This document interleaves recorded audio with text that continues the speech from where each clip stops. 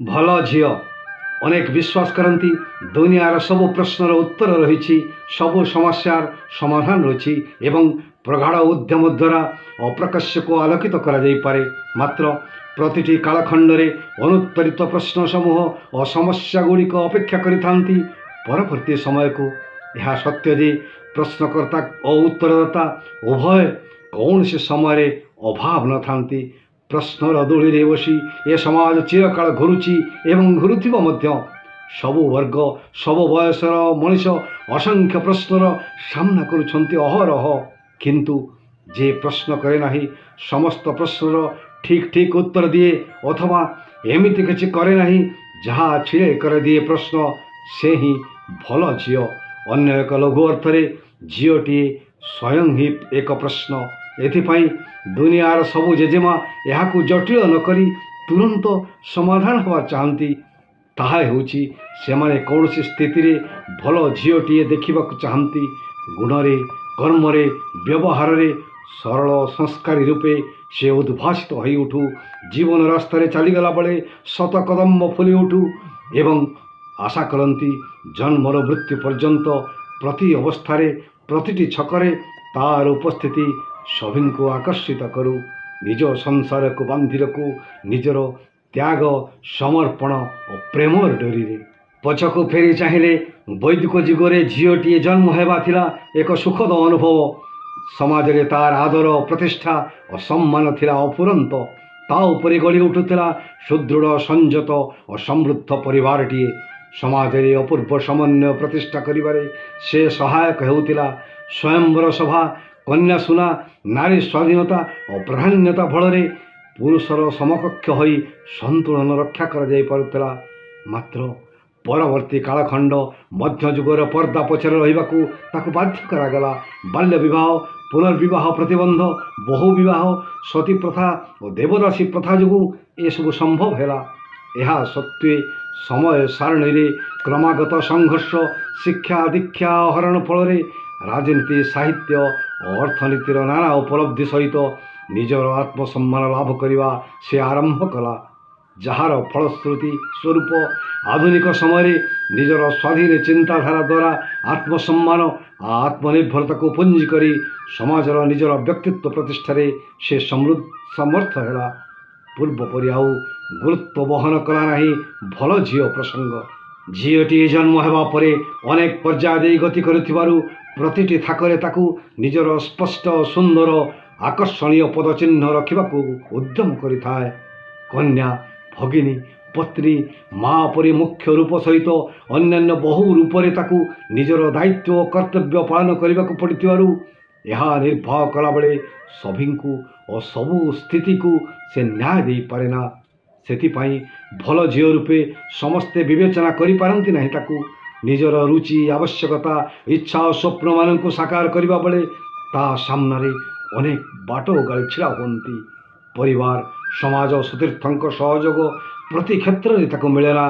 सभी मन नहीं काम करी निज प्रवृत्ति रे पर लगाई से उड़ी पारेना।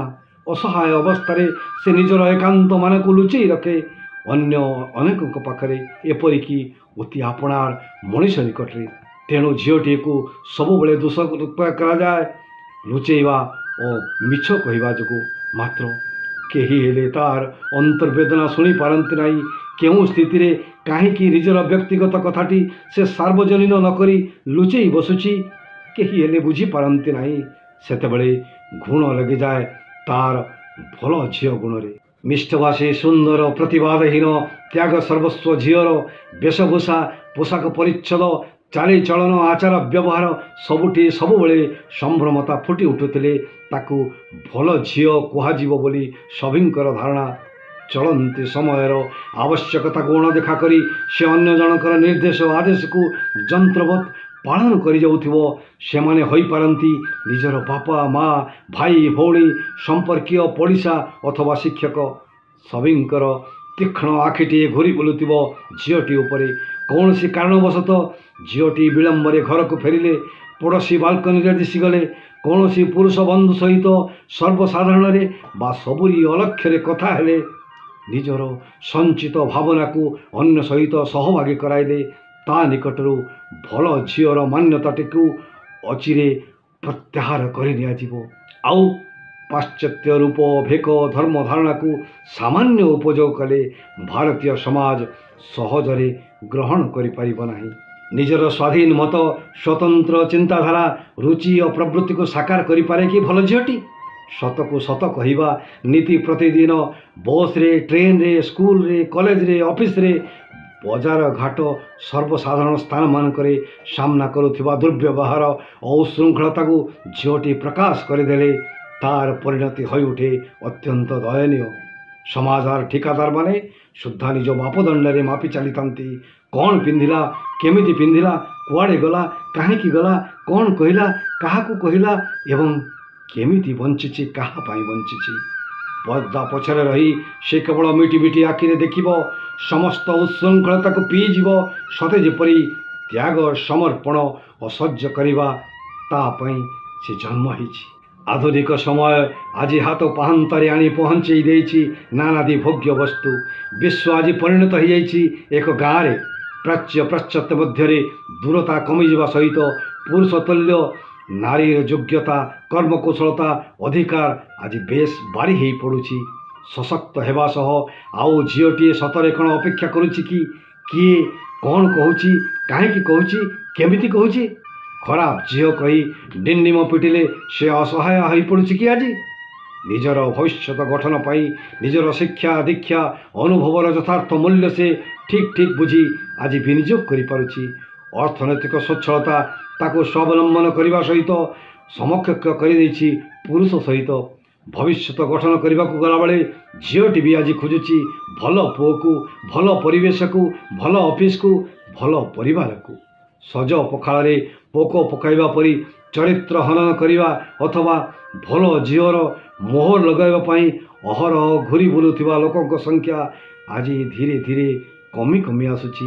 ତେଣୁ ବାଇ ମହାନ୍ତି ଭଲ ଝିଅମାନଙ୍କୁ କହନ୍ତି, ମା ମାନେ ବର୍ତ୍ତମାନକୁ ଘଷି ମାଜି ଯାହା କରୁଛ, ଯେମିତି କରୁଛ ମନା ନାହିଁ। ମାତ୍ର ହଜାର ହଜାର ବର୍ଷ ଧରି ଯେଉଁ ବିଶ୍ୱାସ, ଭରସା, ଆସ୍ଥା ତୁମ ଉପରେ ସମାଜ ରଖି ଆସିଛି, ତାକୁ ବଞ୍ଚେଇ ରଖିବା ସହିତ ନିଜର ସମସ୍ତ ଶକ୍ତି ସାମର୍ଥ୍ୟ ଦେଇ ସାମ୍ନା କର ନିକିତି ଧରି ଘୁରି ବୁଲୁଥିବା ସମାଜର ଠିକାଦାରମାନଙ୍କୁ। ସେମାନେ ଯେମିତି ଆଉ କୌଣସି ସମୟରେ ଖୋଜି ନ ବୁଲନ୍ତୁ ଏଠି କେଠି କେଉଁଠି ଭଲ ଝିଅଟିଏ ଅଛି କି?